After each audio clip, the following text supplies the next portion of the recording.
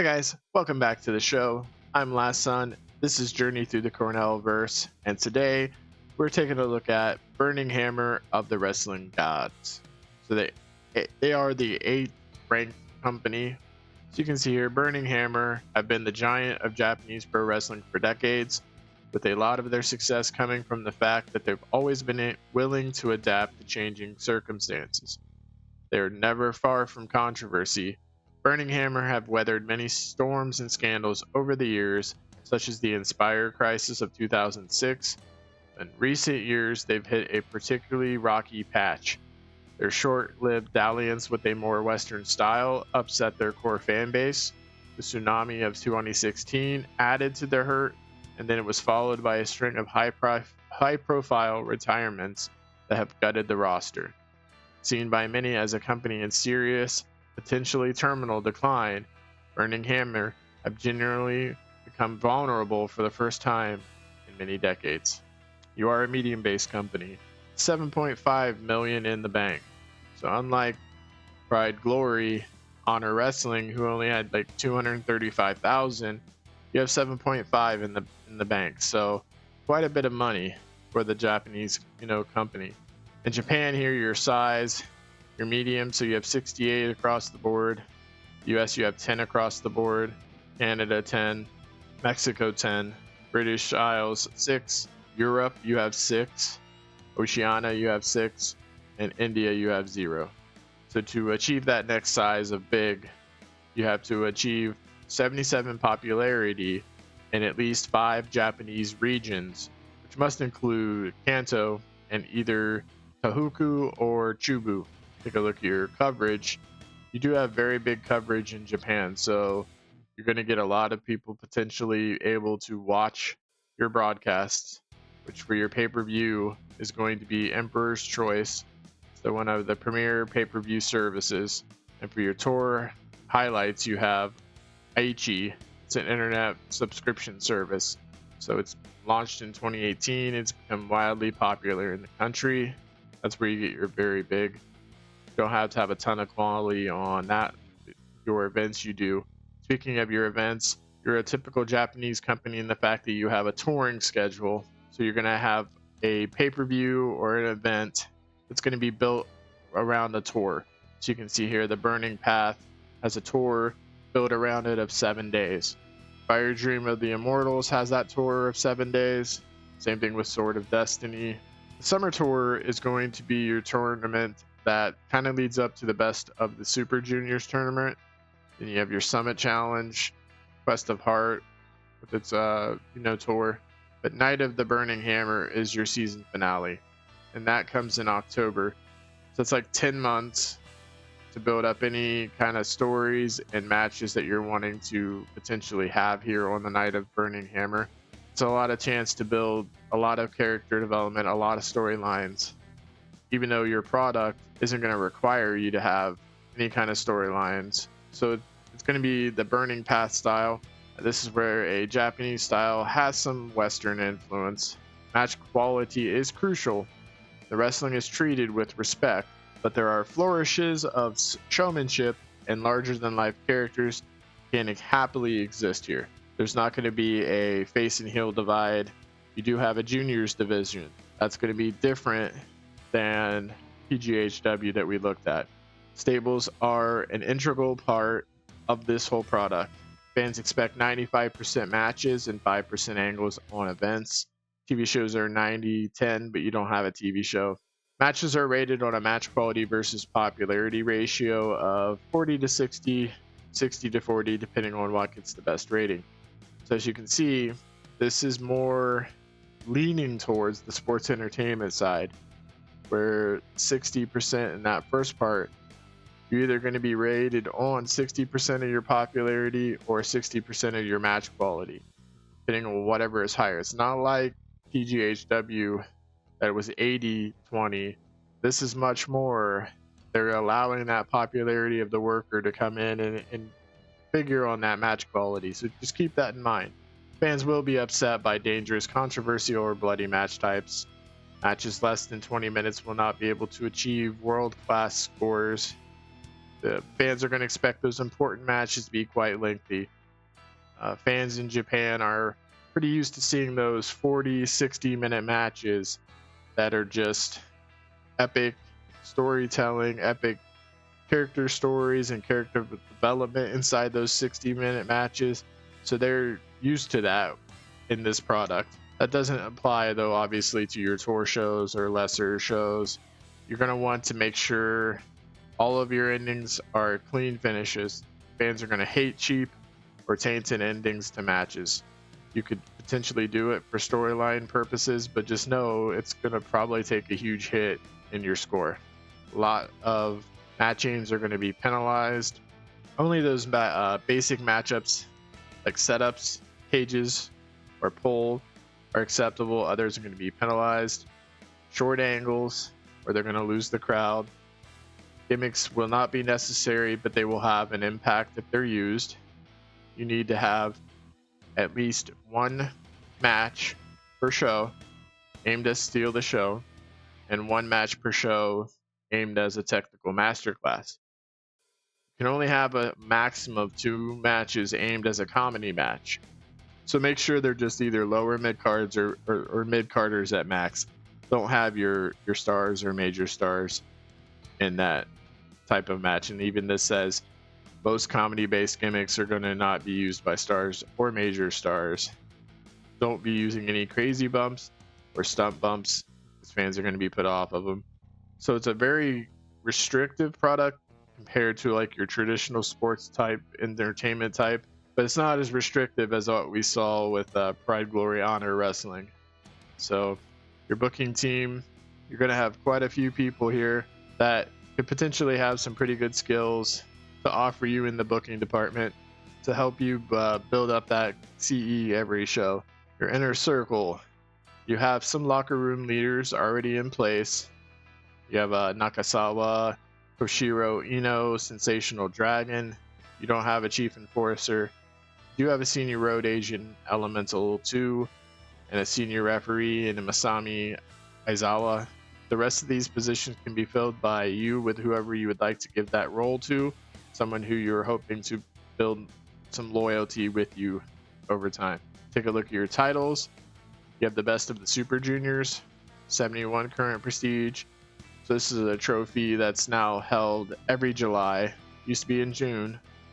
Best of the Super Juniors is a popular tournament that pits the stars of Burning Hammer's junior heavyweight division against each other. It's a floating level achievement. It's meant to be for high flying action. Competed for annually at the Best of the Super Juniors tournament. And there's weight limits. You had to be between 75 and 220 pounds. And the last winner was Kazunori Yamura. You could also take this trophy, and not only did they win the trophy and they get that achievement, you could work that into a storyline to where they now get a shot at like the junior heavyweight championship. You have the Japan title, the national champion. It was created by Natsu Miyame as one of his first acts as head booker. The Burning Hammer Japan title is designed as a secondary championship that can be used to try out future contenders for the World Championship. 58 prestige. Current 2-time champion is Takayuki 2000. So people who hold this, a lot of the times they kind of get pushed for that World Championship. You have the junior heavyweight, 71 prestige. Current 2-time champion, Emerald Angel. This is the most prestigious junior heavyweight title on the planet. It's been held by some of the greatest in-ring workers in history since its inception in 1981. It's a floating level championship. You have to be between 75 pounds and 220 pounds. The reign has been going on for 64 days for Emerald Angel. There's been 2 successful title defenses. You have your junior heavyweight tag team. Current 2-time champions are Helicon and Crimson Ghost. Helicon is Casey Glenn, that's what he goes by in Japan. This is one of the lesser titles. This championship tends to get passed around a lot depending on who's available, who's in need of something to do. The match quality, though, is almost always high still, because it's the junior heavyweight. It's meant to be that high flying action. And the weight limits are between 75 and 220 pounds. This reign's been going on for 64 days. There's been one successful title defense. The World Championship has an 82 prestige. Your current champion is Heihachichiro Sakai. It's the big daddy of all belts in Japan. The Burning Hammer World Championship is highly prestigious and has a glorious lineage behind it. The legendary Tadayuki Kakawa is considered the greatest former champion of this title. The weight limits is you have to be at least 221 pounds, so not too many of these junior heavyweights are going to take and go after this. They're not allowed. They have to bulk up, and that can be a storyline all in of itself. They bulk up to try to take on the heavyweight champion. This reign's been going on for 281 days, 8 successful title defenses during this reign. You then have the World Tag Team 58 prestige. Your current champions are Unimitsu Sinamatsu and Gonkuro Kamioka. It's a belt that goes in and out of fashion regularly. The Burning Hammer World Tag Team titles have been around since 2002 and have a quite array of former holders. So it's basically the 20-year anniversary of this title. You could have a potential celebration or event that you do something special for, like a tag team tournament or something. Those are your titles. Take a look at your roster. You have a ton of people on your roster that have a ton of star quality. I'll go through them right here one by one. You can take a look at them. Pause the video to see the stats.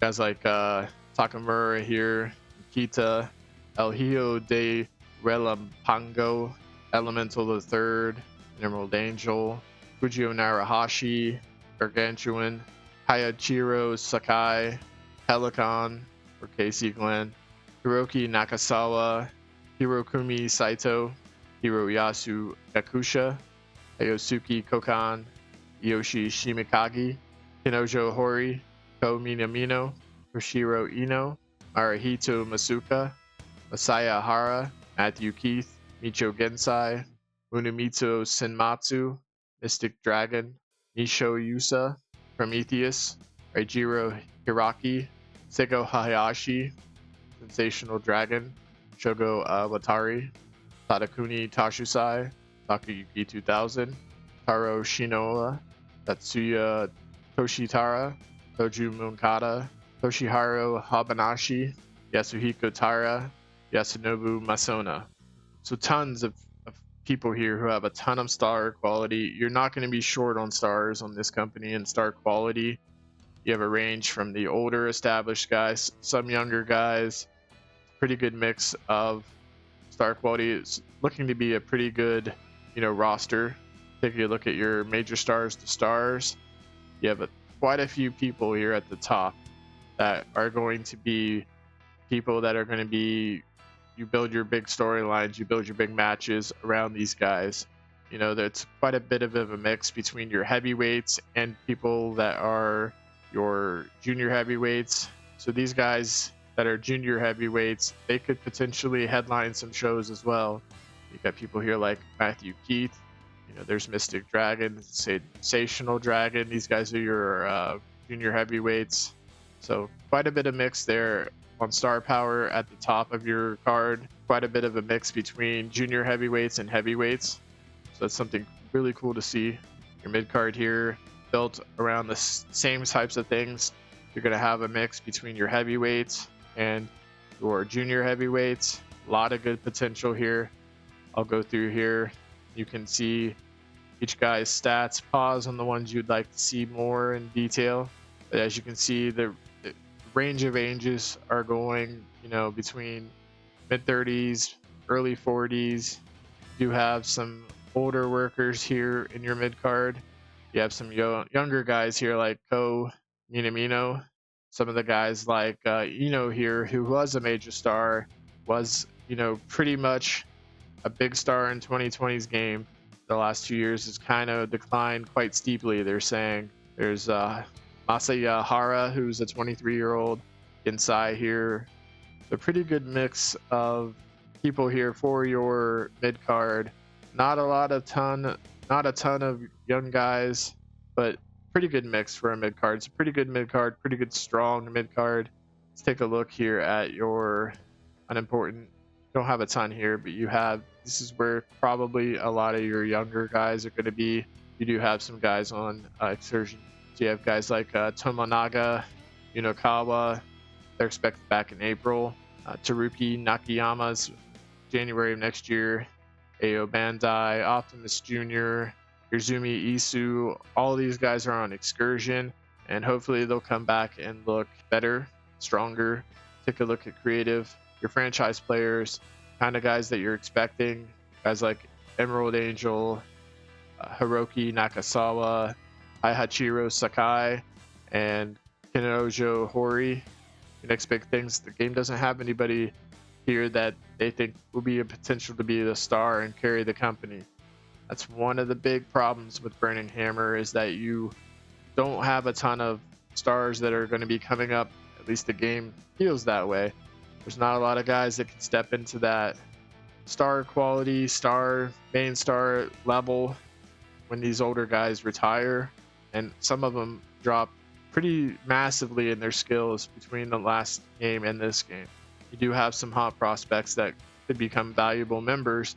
People like Crimson Ghost, Masaya Hara, Ko Minamino, Tetsuji Nishimoto, Sego Hayashi. If you have anybody doing any types of promos, these are the people you want on the mic. People like Tadakuni Tashisai, Takayuki 2000, Tadayuki Kakawa, Kazunori Yamura, and Emerald Angel. People who's going to be able to take their performances up to a whole new level when they need to. These are going to probably be a lot of your junior heavyweights. 4 of them, it looks like.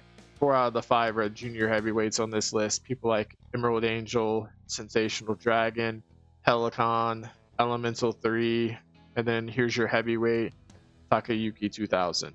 The ring general is people who's going to be able to carry a match, carry the dead weight in the match. Nambuku Makuda, Helicon, Matthew Keith, Sensational Dragon, and Hiroyasu Gakusha. You have quite a few people who have a lot of hot momentum, but also quite a few people who have very little or no momentum. Look at your stables. You have 4. You have Neo Prime. This is kind of like your different factions of Bullet Club here. So you have Neo Prime. It's the original Neo, broke up in 2017, splintering into 2 factions. Neo Prime is Oshiro Ino's version of the group. It's been one of the high points in an otherwise difficult time for Burning Hammer.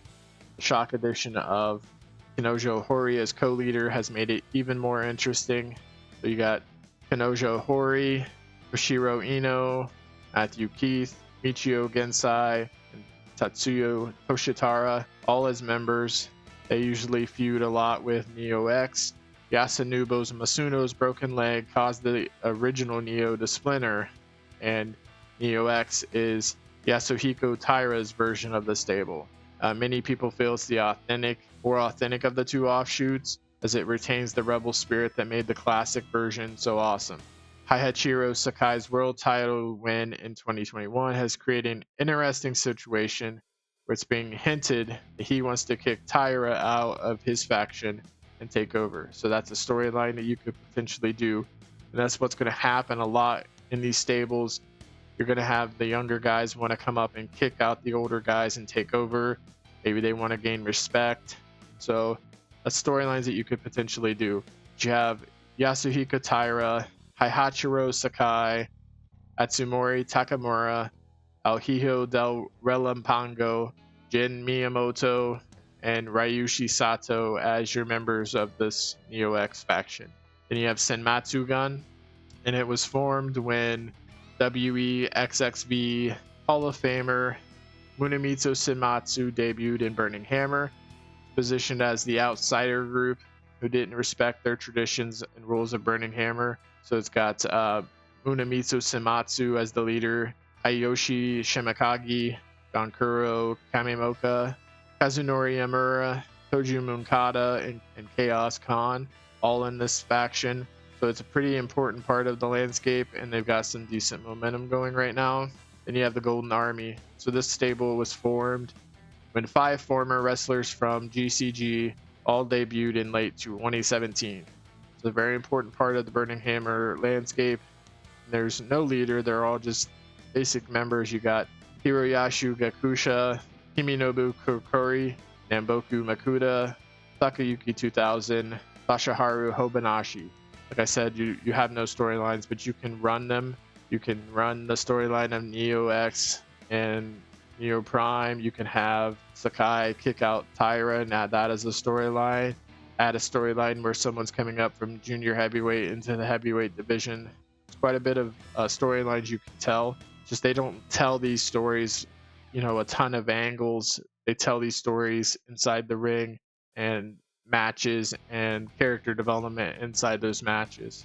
Team wise, you have quite a few teams: Heavy Artillery, Helkalon and Ghost, Hiraki and Kaima, Punk Nasty Club, Rebel Run X, Senmatsu and Kamioka, Shiomi and Venom. You got Stripe Unit, Takamura and Saito. You have the God Butchers, the Killing Floor, and the Tokyo Mountains. You're not going to have any kind of child company or developmental. You do have a training facility, the Hinoto Dojo. It's been around since like the mid 1970s.